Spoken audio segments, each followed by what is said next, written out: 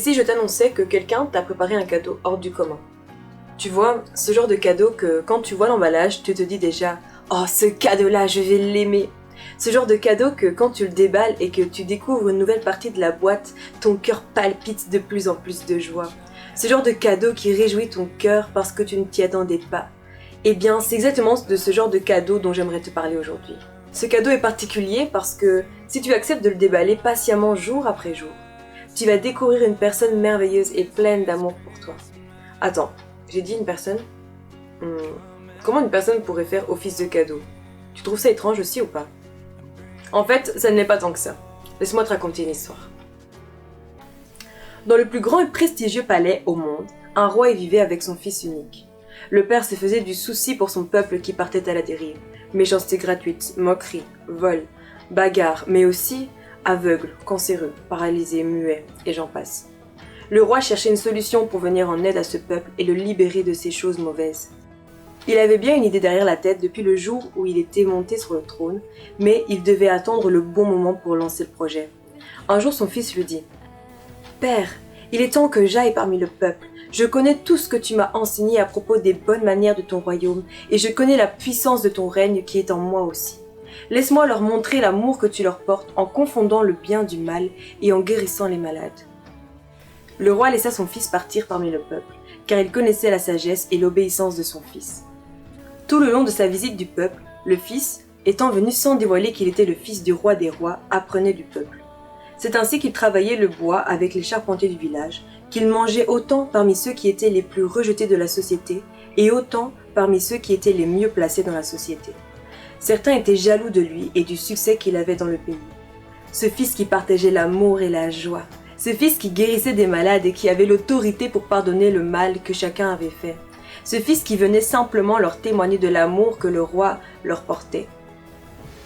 Alors ces gens cherchaient à le tuer, car il était inconcevable pour eux que quelqu'un d'autre que le roi fasse ce que cet homme faisait.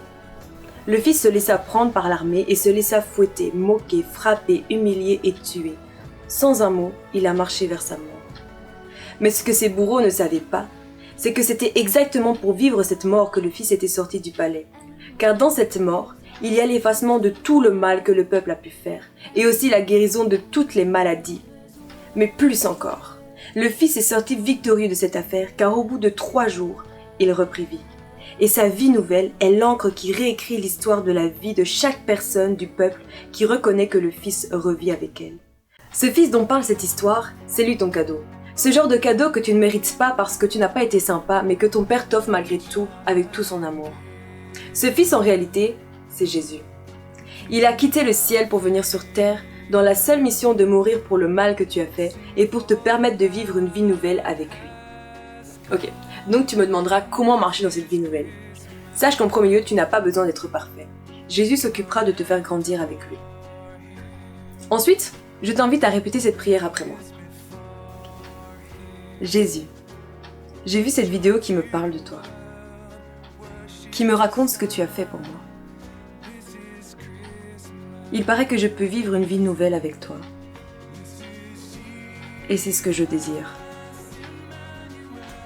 C'est pourquoi aujourd'hui, je veux te donner mon cœur et ma vie, en t'acceptant comme Seigneur et Sauveur. Car je crois que tout le mal que j'ai fait, tu l'as porté sur tes épaules à la croix. Merci Jésus. Au nom de Jésus, ainsi soit-il. Amen. Voilà, là c'est la fin de la vidéo, j'espère qu'elle t'a plu. Si elle t'a touché, n'hésite pas à la partager. Si tu sens que tu dois la partager avec un de tes amis qui ne croit pas encore en Jésus, qui ne connaît pas encore Jésus, eh bien je t'invite à partager. Oui, partage autour de toi, fais du bien autour de toi. C'est Noël, alors c'est le moment de partager l'amour et il y a de l'amour dans ce que Jésus a fait pour toi, pour moi, pour tous, pour l'humanité. Et donc c'est le moment de partager cet amour quoi. Donc je t'encourage vraiment à partager cette vidéo autour de toi, juste pour Jésus, que tu puisses avoir cette joie d'avoir travaillé pour Dieu en fait. Moi je te souhaite de belles fêtes, je te dis à très bientôt, bye, ciao ciao.